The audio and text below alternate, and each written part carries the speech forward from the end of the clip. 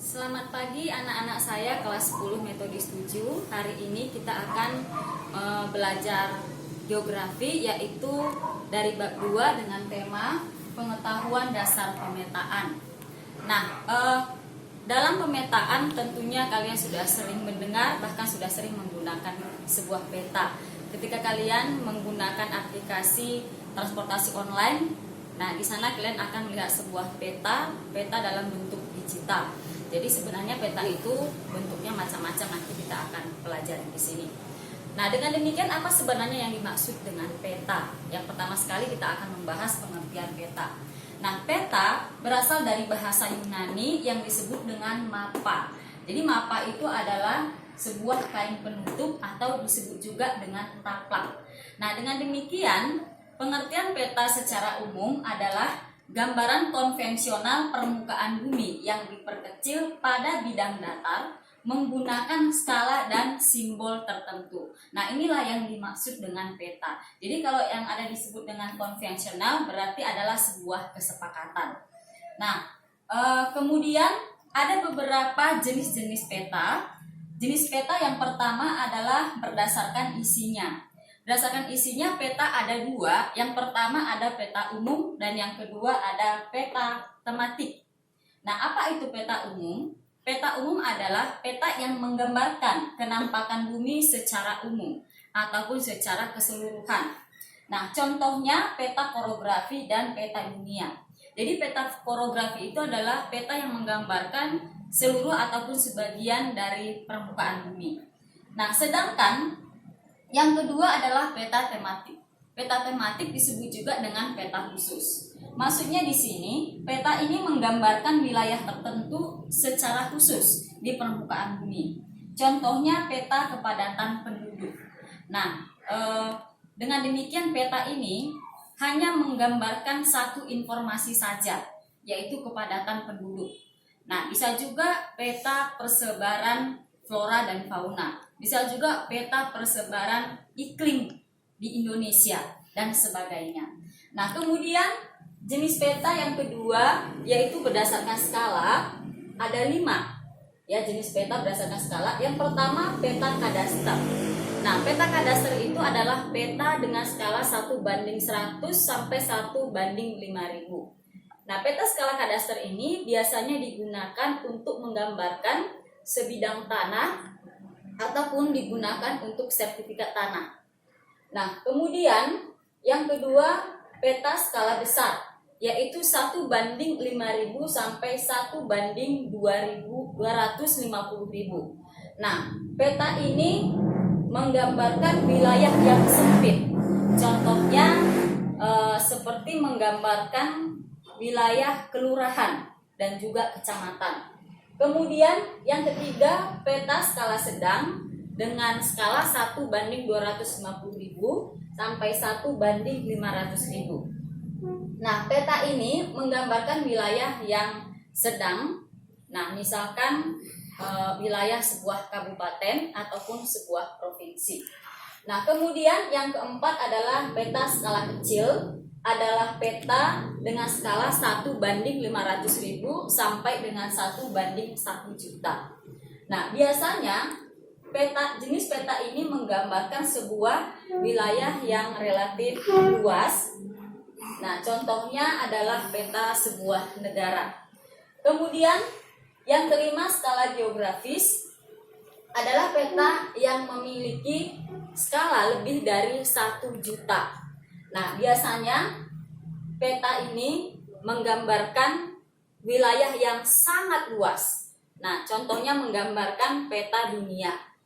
Nah, itulah dia peta berdasarkan skala. Kemudian yang ketiga, jenis peta berdasarkan perubahan informasi. Nah, jadi peta itu bisa saja tidak dipakai lagi. Nah, ketentuan menggunakan sebuah peta maksimal 10 tahun dari tahun pembuatan. Nah, maka dengan demikian peta berdasarkan perubahan informasi ada peta dinamis dan ada peta stasioner. Dikatakan dinamis berarti mengalami sebuah perubahan, ya, di mana peta ini memiliki informasi yang mudah berubah. Contohnya peta kepadatan penduduk. Nah, misalkan di Indonesia sekarang kota Jakarta memiliki kepadatan penduduk yang terbesar. Nah, ketika nanti wilayah Kutai, Kalimantan menjadi ibu kota negara Indonesia, bisa saja kepadatan penduduknya menjadi lebih tinggi dibandingkan dengan kota Jakarta. Maka itu disebut dengan peta dinamis. Kemudian yang kedua adalah peta stasioner. Dikatakan stasioner berarti tetap. Nah, maka peta stasioner adalah peta yang memiliki informasi relatif tetap. Contohnya peta topografi ataupun peta relief suatu wilayah, dan juga peta geologi ataupun peta struktur batuan di suatu wilayah. Nah, kemudian peta berdasarkan bentuk, ini yang keempat jenis peta. Ada peta datar dan ada peta timbul. Peta datar itu seperti yang biasa sudah kita gunakan, apakah dengan menggunakan kertas, menggunakan triplek, atau di dinding, itu dikatakan peta datar. Nah, sedangkan peta timbul itu adalah peta yang memiliki sebuah relief. Misalkan ketika kita membuat peta dengan menggunakan bubur kertas, ataupun dengan komponen-komponen elektronik dan sebagainya, itu dikatakan dengan peta timbul. Nah, dengan demikian setelah tadi kita sudah mengetahui apa itu peta dan apa itu jenis-jenis peta, sekarang kita harus mengetahui apa sebenarnya fungsi sebuah peta. Nah, fungsi sebuah peta yang pertama menunjukkan lokasi. Sebelumnya Ibu sudah jelaskan lokasi di permukaan bumi itu ada dua. Ada lokasi yang absolut dan ada lokasi yang relatif. Nah, maka dengan demikian dalam sebuah peta kita bisa melihat lokasi yang absolut misalkan berdasarkan letak astronomisnya, sedangkan yang relatif adalah berdasarkan letak geografisnya. Nah, kemudian yang kedua fungsi peta adalah menyimpan informasi. Nah, banyak informasi yang disimpan dalam sebuah peta. Dari mana kita mengetahui informasi ini? Berdasarkan simbol-simbol yang terdapat pada peta. Nah, kemudian yang ketiga, peta menggambarkan bentuk permukaan bumi. Nah, bentuk permukaan bumi yang terlihat di sana nanti kita lihat melalui simbol warna. Misalkan kalau warnanya warna hijau itu menandakan dataran rendah. Kalau warnanya warna kuning menandakan dataran tinggi. Kalau misalkan warna coklat atau kemerahan itu biasanya wilayahnya merupakan wilayah pegunungan.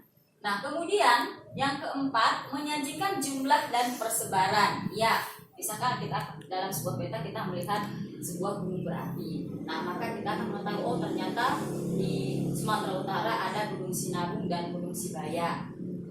Kemudian yang kelima menunjukkan ukuran. Nah, ukuran itu bisa kita ketahui dari sebuah skala, ya baik dia luas ataupun jarak. Nah, kemudian yang keenam menyajikan data potensi suatu daerah. Misalkan ada peta persebaran barang tambang. Nah, potensi tambangnya seperti apa? Tambang apa yang ada di sana? Itu contohnya. Kemudian yang ketujuh komunikasi informasi ruang. Nah, jadi sebuah peta itu dapat memiliki fungsi yaitu untuk komunikasi informasi ruang. Kemudian kedelapan membantu pekerjaan ataupun membuat konstruksi jalan ataupun navigasi dan juga perencanaan. Nah, jadi dengan demikian dalam membuat sebuah konstruksi jalan kita akan mengetahui bahwa dari jalan A ke jalan B itu bisa disambungkan atau tidak, misalkan pembuatan jalan tol. Nah, kemudian yang kesembilan analisis data spasial atau analisis data keuangan bisa dilakukan dengan perhitungan volume. Kemudian yang ke-10 yaitu menyajikan informasi untuk mitigasi bencana. Jika disebut dengan mitigasi bencana berarti mengurangi risiko bencana. Nah, jadi kita bisa melihat dari sebuah peta kira-kira misalkan dalam sebuah wilayah yang rentan dengan bencana alam, kemana akan direlokasi penduduknya, itu maksudnya. Nah, dengan demikian istilah yang paling sering kita dengar dalam sebuah pemetaan adalah kartografi. Nah, maka kartografi itu adalah ilmu yang mempelajari tentang perpetaan. Nah, sedangkan orang yang membuat peta atau ahli dalam perpetaan itu disebut juga dengan kartografi. Oke. Nah, jadi demikian pembelajaran kita hari ini. Untuk minggu minggu depan kita akan melanjutkan yaitu komponen-komponen dalam pembuatan peta. Selamat pagi dan selamat belajar.